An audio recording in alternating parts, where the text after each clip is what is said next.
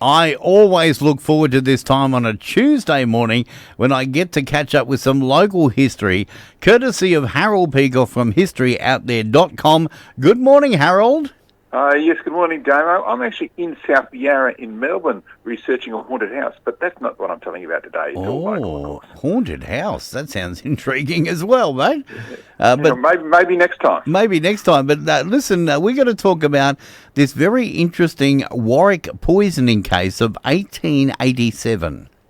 Yeah, that's right. It was way back in the 19th century. The Warwick police had a bit of a questionable success rate.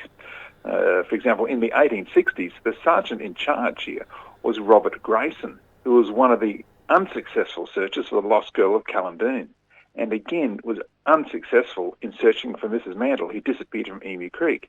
Grayson later mysteriously disappeared himself. Oh. So they didn't have a great track record there, Warwick police back then. And reporting to him was Constable Matthew Fitzgerald. Now, he was a mounted constable of very diminutive stature, and everyone called him Little Fitz. Now, his big investigations included charging a Chinaman by the name of R. Fat on suspicion of being a lunatic. Another time, he chased boys who had tied tin kettles to the wedding cart of his sergeant's daughter's car. But, of course, they got away because his legs were just too short to run fast enough. But it was on Christmas Day of 1887 that Constable Fitzgerald himself became a mystery. That's because he suddenly dropped dead. Oh. Now, the night before his death, Constable Fitzgerald had been screaming out in pain from his home in Albion Street in Warwick. A constable, Thomas O'Keefe, he came on site and spoke to Fitzgerald to see what all the fuss was about. Fitzgerald replied that his wife and daughter had poisoned him. He said that they'd left some tart on the table that they knew he'd eat, and now he's burning up inside. Wow. Fitzgerald, he actually died the next morning. Oh. Now, it was found that Constable Fitzgerald had indeed been poisoned, and poisoned with arsenic. Now, arsenic was found in a jam tart that his wife, Mary Fitzgerald, had made. No.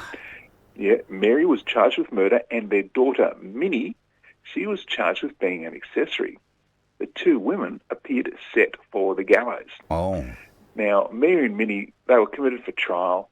The Queensland Attorney-General, Arthur Rutledge, then created a sensation. Incredibly, he decided to pull the pin on the whole case. Oh. He cited lack of evidence. So it sounds like there's plenty of evidence to me, but Rutledge said there was no evidence to connect the women to the actual poisoning, and there was little or nothing to disprove the theory of suicide. And so, bizarrely, he was actually suggesting that Fitzgerald had poisoned the jam tart himself and then ate it. Well. But anyway, the Fitzgeralds, they remained in Warwick for a couple more years before a 10-year-old daughter also suddenly died. They then moved into Brisbane. Minnie got married, but she had no children of her own. Now, the Constable O'Keefe, who took Fitzgerald's statement on the night that he died, he was transferred to the Gulf of Carpentaria, and his career never really took off. And so, despite Constable Fitzgerald being poisoned with arsenic being found in the jam tart, the tart was baked by his wife Mary, and the night before his death, Constable Fitzgerald actually told police exactly what had happened. No one was ever convicted or even charged with the poisoning case of 1887. Oh. It was just another one of those strange and unsuccessful police investigations at Warwick, which, there's so many of them. Well, there certainly is, mate, and I'll tell you what, they would have got me with the jam tart because I love them. Oh, I know. We're suckers for that, but that's exactly what happened, and but they just couldn't actually connect the wife who made the cake and the arsenic that ended up in it. Well, there you go. As you said, they did have a few cases they didn't quite hit the mark with. Yeah, well, that's right. Well, it just shows that, overeating, gluttony is a sin and can kill you. Well, this so is leave true. Those tarts alone. Oh, well, unfortunately, I'm going to go along with eating the tart, I think. But anyway. Hey, look, I'm going to have a big breakfast now myself. So there you go. I'm with you. No jam tarts, though, mate, that's for sure. Listen, we can catch that story, of course, when you put that up on your website.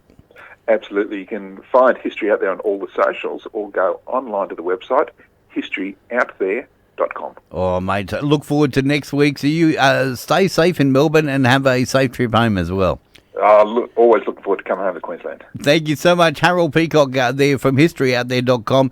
And make sure you jump onto the website. You can read that story and also many others as well about local history across the Darling Downs and Granite Belt. We'll take a break, come back with birthdays in just a moment.